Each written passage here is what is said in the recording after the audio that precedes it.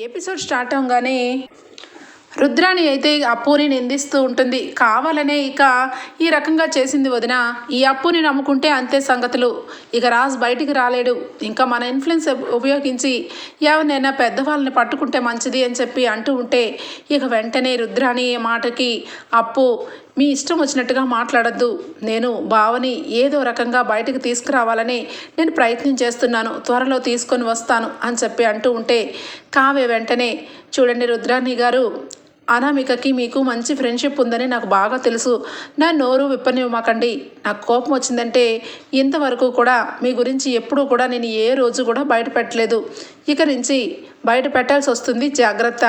ఆ అనామిక ఎన్ని ఎత్తులు వేసినా ఖచ్చితంగా న్యాయమే నెగ్గుతుంది.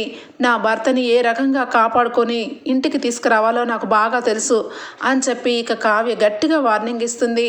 ఆ మాటలకి నోరు మెదపకుండా సైలెంట్ అయిపోతుంది రుద్రాణి. ఇక వెంటనే లోపలికి రూమ్లోకి వెళ్ళి కావ్య పెళ్లి ఫోటోలో ఉన్న రాజ్మోహన్ చూస్తూ, ఏమండి మీరు నిరపరాధని నాకు బాగా తెలుసు. మిమ్మల్ని ఇరికించారు.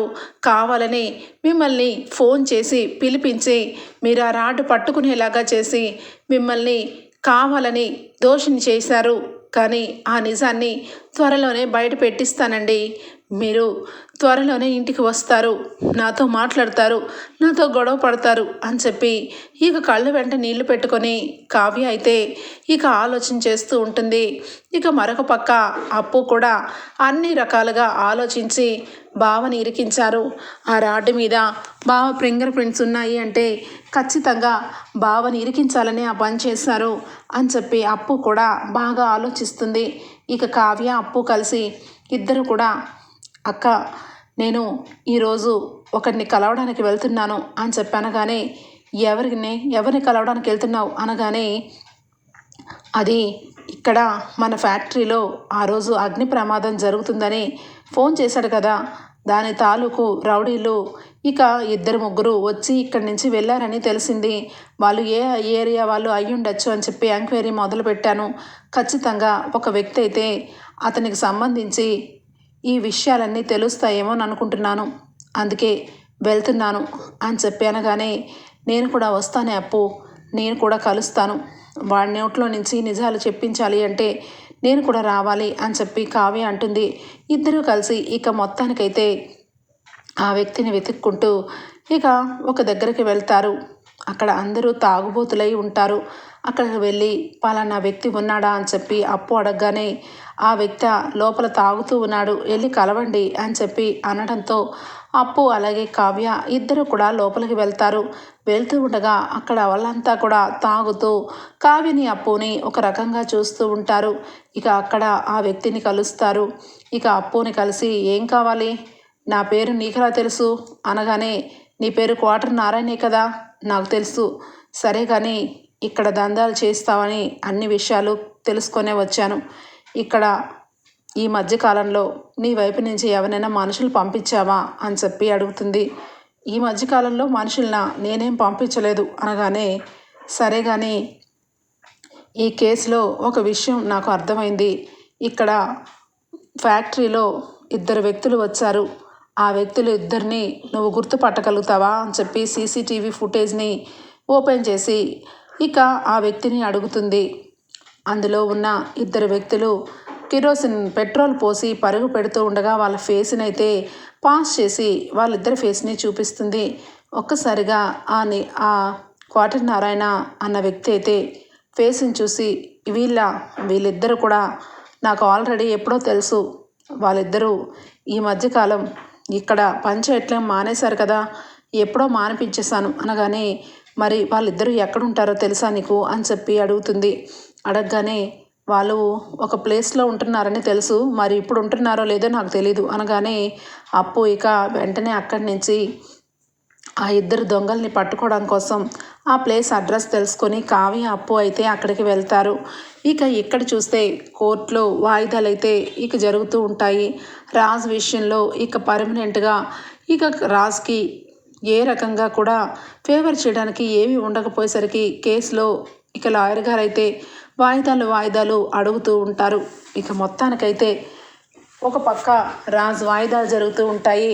మరొక పక్క కావ్య అప్పు ఇక ఆ పెట్రోల్ పోసి అంటించే వాళ్ళు ఎక్కడున్నారా అని చెప్పి మొత్తానికి వెతకగానే ఒక ప్లేస్లో అయితే కనబడతాడు ఒక వ్యక్తి.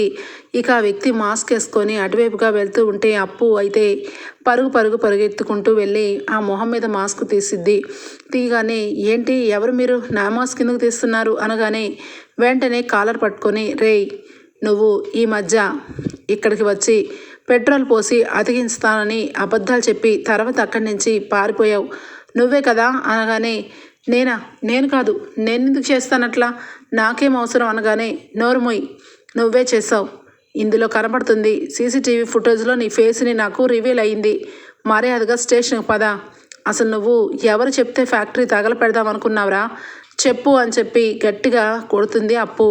ఇక వెంటనే ఆ వ్యక్తి అయితే లేదు మేడం, నేనేమి చేయలేదు, నేను అక్కడికి వచ్చింది నిజమే, కరెక్ట్ టయానికి అక్కడి నుంచి రాడ్ పెట్టి మమ్మల్ని బెదిరించి బయటికి పంపించేశారు కదా అని చెప్పి అనగానే అవును బయటికి పంపించేశారు నిజమే, కానీ నువ్వెందుకు వచ్చావు, ఎవరు పంపించితే నువ్వు అక్కడికి వస్తావు, అయినా పెట్రోల్ పోసి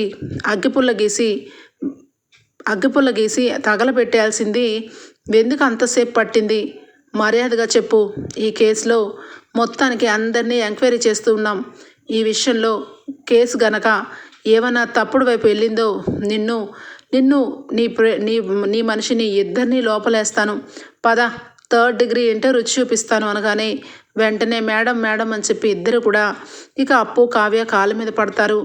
ఒక్కసారిగా అప్పు అయితే మర్యాదగా చెప్పండి అనగానే అది ఆ రోజు అనామిక అనే మేడం ఇక్కడికి వచ్చి నన్ను అలాగే ఇక ఇంకెవరినైనా 4 వ్యక్తులు కావాలన్నారు, ఇక ఆ వ్యక్తుల్ని కలిసి ఇక మమ్మల్ని ఫ్యాక్టరీ తగలపెట్టమని చెప్పారు, పెట్రోల్ అన్నీ కూడా తీసుకొని కంపెనీ దగ్గరికి రండి అని చెప్పారు, మేము పెట్రోల్ పోస్తాము అని చెప్పి ఇక అగ్గిపుల్ల గీసేసి బగ్గుమనిపిస్తాము అని అనగానే లేదు మీరు ఓన్లీ పెట్రోలే పోయాలి, మీరేమీ తగలపెట్టకూడదు, ఒక వ్యక్తి వచ్చేటప్పటికి మీరు అలా చెయ్యాలి, ఆ వ్యక్తి నేను అనుకున్న టైంలో అనుకున్నట్టు చేస్తే చాలు, మీరు అక్కడి నుంచి వెళ్ళిపోవచ్చని మాకు డబ్బు ఇచ్చారు మేడం, అంతే, అంతకు మించి మాకేమీ తెలీదు, కానీ నిజానికి ఇక ఆ వ్యక్తి రాడ్డునైతే పట్టుకునేలాగా చేసి మమ్మల్ని పారిపోమన్నారు, అంతకు మించి మాకేం తెలియదు మేడం అనగానే మర్యాదగా ఉండదు, ఇంకా ఏం జరిగిందో మర్యాదగా చెప్పండి,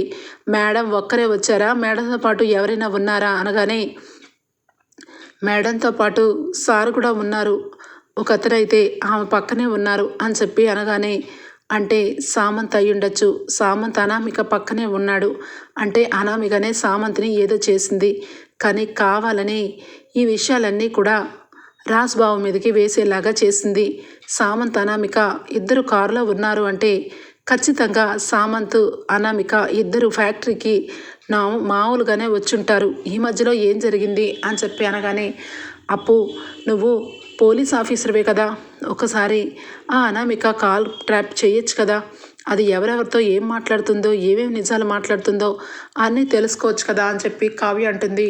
కరెక్టే అక్క, కానీ ఈ మధ్య ఆ అనామిక పాత నెంబర్ని పక్కన పడేసి ఏదో కొత్త నెంబర్ని తీసుకుంది, దానివల్ల కాల్ ట్రాపింగ్ కుదరట్లేదు, అసలు అది ఎవరితో మాట్లాడుతుందో ఏం మాట్లాడుతుందో కూడా అర్థం కావట్లేదు అని చెప్పి ఇక అనుకుంటూ ఉంటారు. పగడబందీగా చేసిన ప్లాన్ ఇది ఖచ్చితంగా అనామిక పనే, ఖచ్చితంగా సామంత్ చనిపోయాడు అంటే అనామికనే ఏదో చేసిందని అర్థం అని చెప్పి అనుకుంటూ ఉంటారు. ఇంతలోనే వచ్చేస్తున్న టయానికి ఇంకొక వ్యక్తి వచ్చి మేడం ఫేస్ మాస్కులు మీకేం కావాలి, సూపర్ డూపర్గా చేస్తాం మేడం, మేము ఎవరినైనా ఫేస్ చూస్తే చాలు ఇట్టే ఫేస్ మాస్క్ని సూపర్ డూపర్గా తయారు చేస్తాం, చెప్పండి మేడం అని చెప్పి ఒక వ్యక్తి వస్తాడు. వెంటనే అప్పు ఏం మాట్లాడుతున్నావు, ఫేస్ మాస్క్ అనగానే పక్కనున్న వ్యక్తి రేయ్ అని చెప్పి ఆపేస్తుంటే వెంటనే కాలర్ పట్టుకొని చంపకేసి కొడుతుంది. రేయ్ ఇప్పుడే నాకేమీ తెలియదన్నావు, ఇప్పుడేంటి కావాలని నటిస్తున్నావా అని చెప్పి అనగానే వెంటనే ఇక కావ్య అప్పు వీళ్ళేదో దాచిపెడుతున్నారే, నిజంగానే నీ స్టైల్లో వీళ్ళకి గట్టిగా 3rd డిగ్రీ చేస్తేనే వీళ్ళు నిజాలు బయట పెడతారు అనగానే ఇక పక్కనున్న వ్యక్తి వద్దు మేడం వద్దు, నిజమే చెప్తాము, కానీ ఈ విషయం మాత్రం ఎట్టి పరిస్థితుల్లో మేము చెప్పామని కానీ చేసామని కానీ మా మాట రానివ్వకండి మేడం. మేము ఎప్పటి నుంచో ఈ బిజినెస్ చేస్తున్నాం, ఎవరికి తెలియకుండా చేస్తున్నాం. దయచేసి బతకనివ్వండి మేడం. మేము పేదవాళ్ళం మేడం, మమ్మల్ని ఇలా ఉండనివ్వండి. ఏదో ఆ మేడం వచ్చి ఫేస్ మాస్క్ చేయమంది, అందుకని చేసాం తప్పించి ఈ విషయం ఇక్కడితో మర్చిపోండి మేడం అని చెప్పి అంటూ ఉంటే, సరే మర్చిపోతాను, కానీ ఏం ఫేస్ మాస్క్ ఎవరిది చేసావు అనగానే, అదే ఆ రోజు మాకొచ్చి పెట్రోల్ అన్నీ పోసి తగలపెట్టమని వచ్చిందన్నాను కదా, ఆమె పేరు ఏదో ఉంది, అనామిక మేడం గారి పక్కన ఉన్న వ్యక్తి లాంటి ఫేస్ మాస్క్ని కావాలనింది అని చెప్పగానే, ఏంటి పక్కన ఉన్న వ్యక్తి మాస్క్ లాంటిది కావాలందా అని చెప్పి వెంటనే ఫోన్ తీసి, ఈ వ్యక్తేనా అని చెప్పి సామంత్ ఫేస్ని చూపిస్తుంది. ఈ వ్యక్తే మేడం, ఈ వ్యక్తి మేడం, ఈ ఫేస్నే కావాలని అడిగింది. ఆ వ్యక్తి ఇక కారులో బయట నుంచో ఉండగా ఈ ఒక్క మేడమే వచ్చి మాస్క్కి ఆర్డర్ ఇచ్చుకొని వెళ్ళింది. ఆ వ్యక్తికి ఈ విషయం తెలుసో తెలీదో నాకు తెలియదు, కానీ ఆ వ్యక్తి మాత్రం ఆ టైంలో బయటే ఉన్నారు. తిను సీక్రెట్గా లోపలికి వచ్చి మాకు డబ్బులు ఇచ్చి మరీ వెళ్ళిపోయింది. మేము ఫేస్ మాస్క్ని ఇచ్చాం మేడం, పర్ఫెక్ట్గా కుదిరిందని కూడా నాకు చెప్పారు అనగానే, ఇక వెంటనే కావ్య అప్పు మొత్తానికైతే అన్నీ అర్థం చేసుకొని సేమ్ మెజర్మెంట్స్ సేమ్ ఫేస్ గల ఇక సామంత్ ఫేస్ మాస్క్ ఎందుకు అవసరమైంది, అసలు ఇంతకీ చచ్చిపోయింది సామంతేనా అని చెప్పి అప్పు ఒక్కసారిగా అర్థం చేసుకుంటుంది. ఇక కావ్య వెంటనే, అప్పు నీకు ఏమర్థమైందే, నాకు మాత్రం ఒకటే అర్థమవుతుంది, సామంత్ బ్రతికే ఉన్నాడని అనిపిస్తుంది అప్పు అనగానే, ఎగ్జాక్ట్ అక్క, సామంత్ బ్రతికే ఉన్నాడు. ఎందుకంటే సామంత్ ఫేస్ మాస్క్తో ఇది గ్యాంబ్లింగ్ ఆడిందని నాకు అర్థమవుతుంది. ఉన్న పలంగా నేను ఫస్ట్ మార్చురీకి వెళ్ళాలి, బాడీని పోస్ట్ మార్టం జరిగిందని చెప్పారు, కానీ బాడీని ఇంతవరకు సెట్ చేయలేదు. అసలు సామంత్ బాడీనా కాదా అన్నది తెలుసుకోవాలి అని చెప్పి వెంటనే ఇక అప్పు అక్కడి నుంచి బయలుదేరుతుంది. కావ్య అయితే వెంటనే, సరేనే నువ్వు వెళ్ళి నాకే విషయమో చెప్పు అని ఇంటికి వెళ్ళిపోతుంది. అప్పు మాత్రం ఇక సీక్రెట్గా సామంత్ శవాన్ గురించి మార్చురీ దగ్గరికి వెళ్తుంది. అప్పటికే ఇక అక్కడ సామంత్ బాడీ ఉండదు. వెంటనే అక్కడ ఉన్న వ్యక్తుల్ని అడుగుతుంది, పలానా సామంత్ బాడీని ఇక్కడ ఎవరు ఏం చేశారు, ఏది బాడీ అనగానే, అయ్యో మేడం, సామంత్కి సంబంధించిన వాళ్ళ రిలేటివ్స్ వచ్చి పట్టుకుపోయారు, ఎన్ని రోజుల వరకు ఎందుకు ఉంచుతారు మేడం, దహన సంస్కరణలు కూడా అయిపోయి ఉన్నాయి అనగానే, ఒక్కసారిగా అప్పు, అంటే సామంత్ బాడీని తీసుకుని వెళ్ళిపోయారు, ఎవరొచ్చారు అని చెప్పి అనగానే, వెంటనే ఎవరో వాళ్ళకి సంబంధించిన వాళ్ళు వచ్చారు మేడం, ఒక్క నిమిషం, తనకి కాబోయే భార్య అని చెప్పారు అనగానే, అనామిక, అంటే అనామికని శవాన్ని తీసుకొని వెళ్ళిపోయిందా, ఏ రోజు అని చెప్పి మొత్తం చూసేసరికి ఇక కోర్టులో ప్రొడ్యూస్ అయిన ముందు రోజే సామంత్ని పట్టుకుపోయినట్టుగా ఇక అక్కడ సంతకం చూస్తుంది. అమ్మని అనామిక, నువ్వు ఇంత గ్యాంబ్లింగ్ ఆడుతున్నావన్నమాట, నువ్వు సామంత్ని చంపకుండా సామంత్ని చచ్చిపోయినట్టుగా చేసి నలుగురిలో సామంత్ని బావ చంపేసినట్టు క్రియేట్ చేసి నువ్వు మాత్రం సామంత్ని ఎక్కడో దాచిపెట్టావన్నమాట. ఇదంతా కూడా నీ ప్లాన్ అని ఇప్పుడు అర్థమైంది. చెప్తాను, నువ్వు ఎక్కడ 7 సముద్రాల అవతల సామంత్ని దాచినా ఆ సామంత్ని బయటకు తీసుకుని వస్తాను, త్వరలోనే నిన్ను ఓచలు లెక్క పెట్టిస్తాను అని చెప్పి అప్పు అయితే అక్కడి నుంచి ఇక సీరియస్గా ఇంటికి వస్తుంది. ఇక అప్పటికే అపర్ణ, సుభాష్ అందరూ బాధపడుతూ ఉంటారు. ఆంటీ ఎందుకు బాధపడుతున్నారు అనగానే, ఏమైందని ఎందుకు బాధపడుతున్నావని చాలా ఈజీగా అడుగుతున్నావే, నువ్వేదో పొడి చేస్తావని, పెద్ద పోలీస్ ఆఫీసర్ అయిపోయావని నిన్ను నమ్ముకున్నందుకు రాజ్కి సున్నం మిగిల్చేలాగే ఉన్నావు. రాజ్ విషయంలో ఇక మొత్తానికి నువ్వు ఏం చేయలేవని అర్థమైపోయింది. అక్కడేమో కేసు స్ట్రాంగ్ అయిపోయి ప్రతిరోజు గడువులు అడుగుతూ చివరాఖరికి రేపే లాస్ట్ చివరి వాయిదా అంట. ఆ వాయిదా లోపల ఖచ్చితంగా ప్రూఫ్స్ కానీ ఏవి కానీ తీసుకురాకపోతే రాజుకి యావజ్జీవ కారాగార శిక్ష విధిస్తామని ఫైనల్ వార్నింగ్ ఇచ్చారంట. చాలా అయినా నువ్వెక్కడున్నావు, నువ్వు పోలీసువే కదా, నువ్వు అక్కడే ఉండాలి కదా అనగానే, ఇక మొత్తానికైతే అప్పు, నేను ఈ కేసు విషయంలోనే తిరుగుతున్నాను మావయ్య గారు, పెద్ద మావయ్య గారు, ఖచ్చితంగా అనగానే, చాలు, చాలా చాలు, నువ్వు మీ అక్క ఇద్దరు కలిసి నిన్న నా మీద ఒకటే రెచ్చిపోయారు. చివరాఖరికి రాజుని కావాలని మీ ఇద్దరు ఇరికించారేమో అనిపిస్తుంది. ఈడు చూస్తే ఆపోజిట్లో రాజుకి సాక్ష్యం చెప్పింది సొంత భార్య అయిన కావ్య.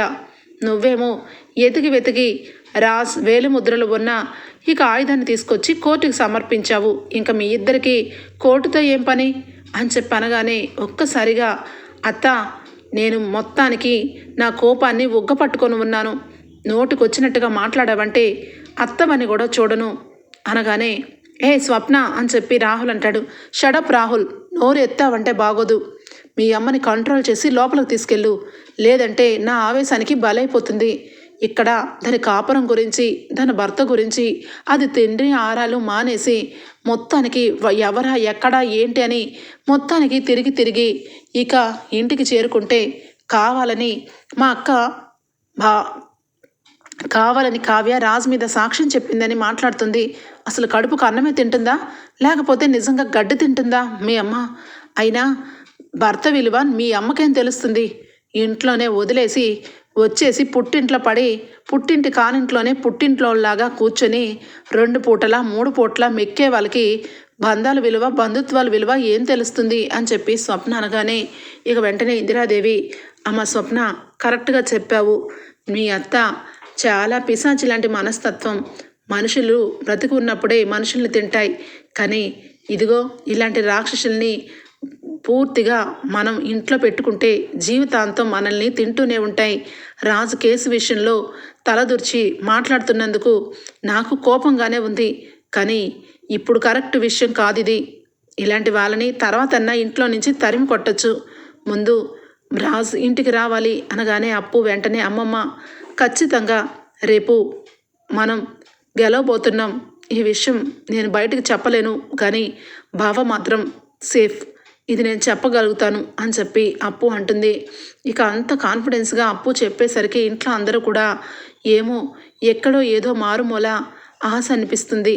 ఖచ్చితంగా రాజు వస్తాడు కదమ్మా అని చెప్పి సుభాష్ అంటాడు.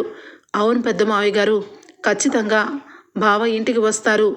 అసలు నేరస్తుల్ని పట్టుకొని కోర్టులో సబ్మిట్ చేస్తాను. ఇక మీరెవ్వరూ కూడా బాధపడద్దు. అక్క ఎక్కడుంది అని చెప్పి అప్పు అనగానే లోపల ఏడుస్తూ బాధపడుతుంది. కావ్యే, చాలా కంట్రోల్ చేశాను కానీ కంట్రోల్ అవ్వట్లేదు అనగానే అక్క అక్క అని లోపలికి వెళ్తుంది అప్పు. అప్పటికే కావ్య చాలా బాధపడుతూ అట్లానే ఏడుస్తూ ఉంటుంది. అక్క అనగానే అప్పు అప్పు ఏదైనా తెలిసిందా, ఏదైనా చూసావా, మన గురించి ఏదైనా ఫేవర్గా దొరికిందా సాక్ష్యం, చెప్పవే చెప్పు అని చెప్పి బోరున ఏడుస్తుంది కావ్య. ఒక్కసారిగా అక్క కళ్ళ వెంట నీళ్లు తుడుచుకొని జాగ్రత్తగా నేను చెప్పేదిను. నిజానికి మనం అనుకున్నదే కరెక్ట్ అయింది. అసలు నిజానికి మర్డరే జరగనప్పుడు మనం ఎందుకు భయపడాలి? అక్కడ సామంత్ చనిపోలేదు. సామంత్ లాంటి వ్యక్తిని తీసుకొని వచ్చి ఈ అనామిక జీబులో పెట్టింది అనగానే ఒక్కసారిగా కావ్య షాక్ అయిపోతుంది. అవునా, నువ్వెలా చెప్తున్నావే? నిజానికి అదే నిజమైతే మనం కోర్టులో ఏ రకంగా ప్రూవ్ చేస్తాం అనగానే సామంత్ని తీసుకొని వస్తే ఖచ్చితంగా ప్రూవ్ చేస్తాం. ఇంకొక విషయం ఏంటంటే సామంత్ ఎక్కడున్నాడో మనకు తెలియాలి. ఆ ఒక్క విషయం తెలిస్తే చాలు. ఖచ్చితంగా అనామికను తీసుకొచ్చి సెల్లో వేసి నా చేతులతోనే సంకెళ్ళు వేస్తాను అనగానే ఇక వెంటనే కావ్య, సరే అయితే ఇప్పుడు మనకున్నది ఒకటే ఒక దారి. దాని ఫోన్ నెంబర్, దాని పాత ఫోన్ నెంబర్ ట్రాప్ చేస్తుంటే ఆ ఫోన్ నెంబర్ పక్కన పడేసిందని మనకు అర్థమైంది. దాని కొత్త సిమ్ము, కొత్త ఫోను ఎక్కడ ఎలా ఉంటాయి, ఇంట్లో ఉంటాయి. దాంతోపాటు ట్రావెలింగ్ చేసిన వాళ్ళకే తెలుస్తాయి. సరే, ఈరోజు మనం దాని ఇంట్లోకి ఒక మనిషిని పంపిద్దాం. దాని ఇంట్లో పని చేయడానికి వెళ్తున్నట్టుగా క్రియేట్ చేసి అక్కడి నుంచి సిమ్ కార్డ్ని, సిమ్లో ఉన్న నెంబర్ని తెలుసుకునేలాగా చేయాలి. చాలు, అదొక్కటి చేస్తే చాలు. సామంత్ ఎక్కడున్నా తీసుకొని వచ్చే బాధ్యత నాది అని చెప్పి అప్పు అంటుంది. ఇంతలోనే ఇక ఇద్దరు మాట్లాడుకుంటే శాంత వస్తుంది. అమ్మగారు టీ అనగానే, వద్దు శాంత అక్కడ పెట్టు అనగానే, అమ్మగారు మీరు పచ్చి మంచినీళ్ళు కూడా తాగట్లేదు. తాగండి అమ్మగారు. రాజ్ రాజ్ సార్ గారు త్వరలోనే వస్తారు. ఆయన మా కుటుంబానికి ఎంతో మేలు చేశారు. అలాంటిది ఆయన ఆ రకంగా ఉన్నారంటే బాధ అనిపిస్తుంది. కానీ మేము పేదవాళ్ళం, మేమేం చేయగలం? మేమేమి చేయలేం కదమ్మా. వీలుంటే మీ రుణాన్ని తీర్చుకోవాలని ఉంది అని చెప్పి శాంత అనగానే అప్పు వెంటనే, సరే శాంత, నీకు ఒక విషయం చెప్తాను. నువ్వు రుణాన్ని తీర్చుకోవడం పక్కన పెడితే నువ్వు చిన్న సహాయం చేయాలి అనగానే, ఏం చేయాలమ్మా చెప్పు అనగానే, నువ్వు నీకు తెలిసిన వాళ్ళు ఎవరైనా ఉన్నారా పని చేసేవాళ్ళు అనగానే, ఉన్నారమ్మా, మా అత్తగారు ఉన్నారు. మా దూరం చివర అత్తయ్య పని కావాలని చాలా రోజుల నుంచి అడుగుతుంది. కానీ నేనే ఏమి పట్టించుకోవట్లేదు అనగానే, ఆవిడకి పని దొరికిందని చెప్పు. నేను చెప్పిన వాళ్ళ ఇంటికి తనకి పనికి పెట్టు. అక్కడి నుంచి ఇక నేను చూసుకుంటాను అనగానే, సరేనమ్మా అని చెప్పి శాంత రిలేటివ్ అయిన ఒక ఆవిడనైతే పనికి తీసుకుని వస్తుంది. అప్పు ఇక ఆ పలానా ఇంట్లో పని ఉందని తెలిసి వచ్చానని చెప్పి పనికి జాయిన్ అవ్వు అనగానే, ఇక శాంత వాళ్ళ చుట్టాలమైతే అనామిక వాళ్ళ ఇంట్లో పనికి చేరుతుంది. ఇక అనామిక వాళ్ళ ఇంట్లో ఇక పనికి చేరి అక్కడ ఉన్న విషయాలన్నీ తెలుసుకుంటూ ఉంటుంది. ఎప్పటికప్పుడు అనామిక, ఎవరు నువ్వు? ఎప్పుడు ఈ ఇంట్లో చూడలేదు, కొత్తగా కనబడుతున్నావు అనగానే, అది అంతకుముందు వచ్చిన ఆవిడకి చుట్టాన్నమ్మా, కాకపోతే మీరు ఎప్పుడు నన్ను చూడలేదు అని చెప్పి ఇక మాట మార్చేస్తుంది. ఇక మొత్తానికైతే అనామిక ఇక చాలా హ్యాపీగా కేసు గెలిచేస్తాను, కేసు నేనే గెలుస్తాను, రాజ్ని సెల్లో పెట్టి ఇక జీవితాంతం జైలు కూడు తినిపిస్తాను అని చెప్పి అనుకుంటూ ఉండగానే, ఇంతలోనే ఇక అనామిక కొత్త ఫోన్ నెంబర్లోంచి ఫోన్ నెంబర్ని తీసుకుంటుంది. ఇక తీసుకొని అప్పు వాళ్ళకి పంపిస్తుంది. అప్పు వాళ్ళు ఆ నెంబర్ని ఇక వెంటనే ట్రాప్ చేయగానే ఆ నెంబర్లో ఇక అనామిక ఎవరెవరితో ఎప్పుడెప్పుడు మాట్లాడిందా అని మొత్తం కూడా కావ్య అప్పు వింటారు. అప్పుడే అసలైన విషయం బయటపడుతుంది. ఇక మొత్తానికైతే సామంత్ని ఒక చీకటి గదిలో పెట్టేసి సామంత్ విషయంలో ఇక ఒక పక్కన ఒక ఇద్దరు వ్యక్తులను పెట్టించి వాళ్ళతో మాట్లాడుతూ ఉంటుంది. ఎప్పటికప్పుడు సామంత్ విశేషాలు చెప్తూ ఉండాలి నాకు. ఈ సామంత్ విషయంలో ఈ సామంత్ కూడా నన్ను మోసం చేశాడు, కాబట్టి సామంత్ ఎప్పటికీ కూడా బయటకు రాలేడు, చీకటి గదిలోనే బందీగా ఉండిపోవాలి, సామంత్ లోకం దృష్టిలో చచ్చిపోయాడు అని చెప్పి మాట్లాడుతూ ఉంటుంది. అవతల నుంచి సామంత్ విషయంలో, మీరు చెప్పినట్టుగానే బంధించామమ్మా, ఆయన మాత్రం రోజు గింజుకుంటూ తప్పించుకోవాలని చూస్తున్నాడు, కానీ మేము మాత్రం అతన్ని ఎటు పారిపోకుండా చూస్తున్నాము. మీరు మాకు ఇవ్వాల్సిన అమౌంట్ ప్రతిరోజు అకౌంట్లో వేస్తూ ఉన్నారు కదా, మీ ఉప్పు తిని బ్రతుకుతున్నాం, మీకెలా అన్యాయం చేస్తాం అని చెప్పి అంటూ ఉంటే, ఈరోజు నిజంగానే సామంత్ చచ్చిపోవాలి, కోర్టులో ఏదో రకంగా సామంత్ బ్రతికే ఉన్నాడన్న నిజం తెలుసుకుంటే నాకు డేంజర్, అందుకే ఈరోజు కోర్టులో రాజ్ కేసు ఓడిపోయిన తర్వాత సామంత్ని లేపేయాలి అని చెప్పి అంటూ ఉంటుంది అనామిక. ఇక వెంటనే అనామిక మొత్తం మాటలన్నీ వినేస్తారు కావ్య, అప్పు. ఇక వెంటనే అప్పు, ఇప్పుడు ఏం చెయ్యాలి, ఎక్కడి నుంచి కాల్ వస్తున్నాయంటే, ఇక్కడికి దగ్గరలోనే అక్క 2 కిలోమీటర్ల దూరంలో ఒక ఫామ్ హౌస్లో అక్కడ సామంత్ ఉన్నాడని అర్థమవుతుంది. ఆ నెంబర్కి నేను వెళ్ళి సామంత్ని తీసుకొని వస్తాను, నువ్వు కోర్టులో కొంచెం సేపు టైం అడుగు చాలు, ఈ లోపల సామంత్ని తీసుకొని వస్తాను అని చెప్పి అప్పు అంటుంది. ఇక మొత్తానికైతే కోర్టులో అందరూ కూడా హాజరవుతారు. ఫైనల్ జడ్జిమెంట్ జరుగుతూ ఉంటుంది. ఇక రాడ్డు మీద రాజ్ వేలి ముద్రలు ఉన్నాయి, అలాగే సామంత్ కారు డిక్కీలో ఉన్నాడు. ఇక సామంత్ ఆల్రెడీ పాత కక్షల్లో రాజ్ని చాలా ఘోరంగా రాజ్ అయితే కొట్టి మరీ చంపుతానని బెదిరించాడు. ఈ 3 ప్రూఫ్స్ చాలు యువర్ ఆనర్, నాకు రాజ్కి శిక్ష పడేలాగా చెయ్యండి. ఇలాంటి వాళ్ళు ప్రాణాలు తీయడానికి వెనుకాడరు, చూడటానికి సాఫ్ట్గా ఉంటారు తప్పించి రాడ్డుతో బలంగా గాయపరిచి ఇక చంపేశాడు సామంత్ అనే వ్యక్తిని అని చెప్పి ఇక కోర్టులో ఫైనల్గా జడ్జిమెంట్ జరుగుతూ ఉంటే, జడ్జి గారైతే ఇక రాజ్ వైపు నుంచి ఏమన్నా ఆధారాలు ఉన్నాయా అని చెప్పి లాయర్ని అడగగానే, లాయర్ గారైతే మీరు దయచేసి మా వాదనలు వినండి, రాజ్ అలాంటి వ్యక్తి కాదు, ఒక ప్రాణం తీసేంత క్రూర మైండ్ కాదు అయింది, ఇదేదో గ్యాంబ్లింగ్ జరిగింది యువర్ ఆనర్, దయచేసి అనగానే, ఇంక నేను ఇన్నిసార్లు వాయిదా అయితే ఇవ్వదలుచుకోలేదు, ఖచ్చితంగా ఈరోజు తీర్పుని ఇవ్వబోతున్నాను. ఇక రాజ్కి శిక్ష తప్పదు, రాజ్ చేసినవన్నీ కూడా కళ్ళకు కట్టినట్టు కనబడుతున్నాయి, ప్రూఫ్స్ అన్నీ కూడా మా టేబుల్ మీదే ఉన్నాయి. ఏది ఏమైనా ఒక మనిషిని ప్రాణాలు తీసి అది కారులో పెట్టి నేగ్గా ఆ శవాన్ని మాయం చేయాలనుకున్న ఈ స్వరాజ్కి యావజ్జీవ కారాగార శిక్ష విధించాలనుకుంటున్నాను అని చెప్పి పెన్నుతో సంతకం చేసే లోపల అప్పు అయితే your honour, sorry your honour అని చెప్పి గట్టిగా వినిపిస్తుంది. ఒక్కసారిగా కోర్టు అంతా సైలెంట్గా చూసేసరికి ఇక వెంటనే యువర్ ఆనర్, మీరు చనిపోయిన వ్యక్తి సామంతుననే నిర్ధారణ చేస్తున్నారు కదా అనగానే, అవును సామంతునిగా చంపేశాడు ఇంకేంటి అని చెప్పి లాయర్ అనగానే, మరి సామంత్ని ఇక మా బావ రాజ్ చంపేస్తే మరి ఈ వ్యక్తి ఎవరు అని చెప్పి ఇక వెంటనే జీబులో నుంచి మొహానికి మాస్క్ వేసుకొని తీసుకొని వచ్చిన సామంత్ మొహాన్ని ఇక వెంటనే రివీల్ చేస్తుంది. ఇక అప్పు అయితే ఒక్కసారిగా కోర్టు అంతా కూడా షాక్ అయిపోతుంది. సామంత్ అయితే ఇక చాలా కష్టంతో తల కట్టుకున్న దెబ్బతో అందరి ముందు నుంచొని కనబడతాడు. ఇంతలోనైతే రాజ్, కావ్య అందరూ కూడా అలానే చూస్తూ ఉండిపోతారు. ఇక వెంటనే అనామిక అయితే సామంత్ని చూసి కంగు తింటుంది. యువర్ ఆనర్, నిజానికి ఈ అనామిక చాలా పెద్ద గేమ్ స్టార్ట్ చేసింది.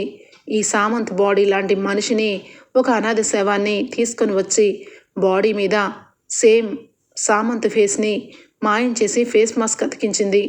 దానికి సాక్షులుగా ఇద్దరు వ్యక్తులు అని చెప్పి ఇద్దరు వ్యక్తుల్ని తీసుకొని ఇక కోర్టు బోన్లో పెడుతుంది. అంతే, వాళ్ళిద్దరు కూడా మొత్తం జరిగిందంతా చెప్తారు. అనామిక వచ్చి మాకు డబ్బు ఇచ్చి సామంత్ లాంటి ఫేస్ మాస్క్ పెట్టమని ఇక స్వయంగా సామంత్నే ఇక లాయర్ గారు ప్రశ్నించడం జరుగుతుంది. మీరు సామంత్ అయితే ఇంతకాలం ఎక్కడున్నారు అనగానే, అనామిక నన్ను కిడ్నాప్ చేసింది. మా ఇద్దరం కారులో వెళ్తూ ఉండగా రాజ్ గురించి అలాగే రాజ్ కంపెనీ గురించి ఇంకా కక్షపూరితంగా మాట్లాడుతూ ఉంది. నేను ఒప్పుకోలేదు. నువ్వు నా పక్కన చేరి రాజ్ విషయంలో కక్ష తీర్చుకుంటున్నావు. అలా అని చెప్పి నా కంపెనీ డెవలప్ అవ్వట్లేదు. నీ మూలంగా నా కంపెనీ అట్టడుగు స్థానానికి వచ్చిందని నేను అనామికని దూరంగా పెడుతూ వచ్చాను. అంతే, తన కక్షకి నన్ను కిడ్నాప్ చేయించి నా లాంటి ఫేస్ మాస్క్ని తయారు చేయించి నన్ను చంపేసినట్టుగా అందరి దగ్గర సృష్టించింది. యాక్చువల్గా రాజ్కి ఫోన్ చేసి కంపెనీ దగ్గరికి పిలిపించింది. ఆ తర్వాత నన్ను కొట్టి ఇక రౌడీలతో పంపించేసింది. చూడు సామంత్, నువ్వు లోకల్ సొసైటీలో నువ్వు చచ్చిపోయిన వాడివి. నువ్వు నన్ను ఏమీ చేయలేవు. నన్ను చంపి ఆ కేసు రాజ్ మీదకి వేస్తాను. రాజ్ జైల్లో ఉంటాడు, నువ్వు చీకట్లో ఉంటావు అని చెప్పి చాలా సైకోలాగా చేసి నన్ను ఇన్ని రోజులు బంధించింది ఈ అనామిక అని చెప్పి సామంత్ చెప్తాడు. ఇక ఒక్కసారిగా జడ్జి గారికి మాటలు ఆగిపోతాయి. ఇంత ఘోరంగా ఇంత క్రూరంగా ఈ రకంగా చేసి చివరాఖరికి ఒక అమాయకుడిని కేసు మీద ఇరికించాలని చూసిందా ఆ అనామిక అని చెప్పి కోర్టు బోన్లోకి అనామికని పిలిపించడం జరుగుతుంది. ఇక పారిపోయే ప్రయత్నం చేస్తే కాల్ చేస్తాను, అనామిక మర్యాదగా వచ్చి బోన్లో కూర్చో అని చెప్పి ఇక అప్పు అనగానే బోన్లోకి వచ్చి నుంచుంటుంది. అసలు నువ్వు ఆడదానివేనా? నువ్వు నిజంగా ఒక మనిషి ప్రాణాలను తీసేసినట్టుగా క్రియేట్ చేసి కోర్టుని ఇక పక్కదారి పట్టించినందుకు నీకు ఒక శిక్ష, అలాగే ఒక అనాథ శవాన్ని తీసుకొచ్చి ఇంతగా మాస్క్ తగిలించి ఒక వ్యక్తిని కారాగార శిక్ష పడేలాగా చేశావు అంటే నువ్వు ఎంతటికైనా సాహసిస్తావు. దీన్ని బట్టి నీకు యావజ్జీవ కారాగార శిక్ష విధించడమైంది. ఎప్పటికీ కూడా నువ్వు బయటకు రాలేవు, జైల్లోనే మగ్గిపోవాలి అని చెప్పి జడ్జి గారు అయితే చాలా సీరియస్గా ఇక మొత్తానికైతే అనామికకి శిక్ష విధిస్తారు. ఇక వెంటనే సామంత్ని, ఇదిగోండి మీరు ఇలాంటి వ్యక్తులతో చేరి అనవసరంగా మీ పేరుని మీరు దిగజార్చుకోవడం కాదు, ఇలాంటి వ్యక్తుల ద్వారా దూరంగా ఉంటే మంచిది. అలాగే పక్కన వాళ్ళ పతనం గురించి ఎప్పుడూ ఎదురు చూడకూడదు అని చెప్పి సామంత్కి అనగానే సామంత్ అందరి ముందు తలదించుకొని రాజ్ దగ్గరికి వచ్చి, రాజ్ నీ బిజినెస్లో నాకు పేరు రావట్లేదని నిన్ను బిజినెస్ విషయంలో దెబ్బ కొట్టాలనుకున్నాను, కానీ ఆ దెబ్బ నాకే తగులుతుందని ఊహించలేకపోయాను. ఈ అనామిక అంత శాడిస్ట్ని నా జన్మలో ఎప్పుడూ చూడలేదు. ఇలాంటి వాడిని పక్కన చేరి నేను కూడా ఇన్నాళ్ళు చాలా క్రూరంగా బిహేవ్ చేశాను అని చెప్పి చాలా బాధపడతాడు సామంత్. అయితే ఇక ఒక్కసారిగా అనామికని ఇక అరెస్ట్ చేసుకొని తీసుకొని అప్పు అయితే వెళ్ళిపోతుంది స్టేషన్కి. ఇక మొత్తానికైతే అనామిక ఇక అనామిక వెళ్ళిపోయిన తర్వాత జడ్జి గారు కూడా ఇక వెళ్ళిపోతారు. ఇక రాజ్ దగ్గర కావ్య సంతోషంగా వచ్చి, ఏమండి మీరు మీరు నిర్దోషండి, అందుకే ఆ దేవుడు మిమ్మల్ని కాపాడాడు అనగానే, లేదు కళావతి, నువ్వు అలాగే అప్పునే మీ ఇద్దరే కాపాడారు. చివరి నిమిషంలో అప్పు సామంత్ని తీసుకొని వచ్చింది. సామంత్ బ్రతికే ఉన్నాడన్న నిజాన్ని తెలియజేసింది. ఒక పోలీసుగా తను ఎంత చేయాలో అంతా చేసింది అని చెప్పి రాస్ అంటూ ఉంటే, ఇంతలోనే కావ్య మాట్లాడుతూ ఉండగా పక్కకు తిరిగి పడిపోతుంది. ఒక్కసారిగా అమ్మ కావ్య కావ్య అని చెప్పి ఇక పక్కనే ఉన్న సుభాష్ అలాగే అపర్ణ ఇద్దరు పట్టుకుంటారు. మొత్తానికైతే కావ్య ప్రెగ్నెంట్ అన్న విషయం తెలుస్తుంది. ఒక్కసారిగా ఇక రాజ్ రిలీజ్ అవ్వడం, కావ్య కడుపుతో ఉన్న విషయం తెలియడం, దుగ్గిరాల ఇంట్లో చాలా సంతోషపడతారు. ఇక మొత్తానికైతే దుగ్గిరాల కుటుంబం రాజు రాకతో కావ్య కడుపుతో ఉందన్న విషయంతో ఇక మొత్తానికైతే దుగ్గిరాల కుటుంబం ఇక అందరూ కూడా చాలా సంతోషంగా ఉంటారు. మరొక పక్క అనామిక ఇక సెల్లో నుంచి ఏదో రకంగా జైలుకి పంపించడం జరుగుతుంది. జైల్లో ఇక ఆలోచిస్తూ ఉంటుంది అనామిక. అంటే జీవితాంతం నన్ను జైల్లో శిక్ష వేసి ఇక్కడే ఉంచేద్దామని చూస్తున్నారు కదా. నెవ్వర్. ఈ అనామిక ఎప్పటికీ అలా జరగదు. ఇప్పటికిప్పుడే చూస్తాను, నన్ను ఏ రకంగా బయటకు తీసుకురారో నేను చూస్తాను అని చెప్పి ఉన్న పలంగా కింద పడిపోయి మనిషి కొట్టుకుంటూ ఉంటుంది. ఒక్కసారిగా ఏమైందని చెప్పి పోలీసులు అనామికని హాస్పిటల్కి తీసుకొని వెళ్తారు. హాస్పిటల్లో జాయిన్ అవుతుంది అనామిక. ఓకే ఫ్రెండ్స్, రాబోయే ఎపిసోడ్స్లో ఏం జరగబోతుందో ముందుగానే తెలుసుకోవాలనుకుంటే ఇక్కడే మా ఛానల్ని సబ్స్క్రైబ్ చేసుకోండి ఫ్రెండ్స్. నచ్చినట్లయితే ఒక లైక్ ఇచ్చి ఎంకరేజ్ చేసేయండి. Bye, take care, thank you for watching. ఈ ఎపిసోడ్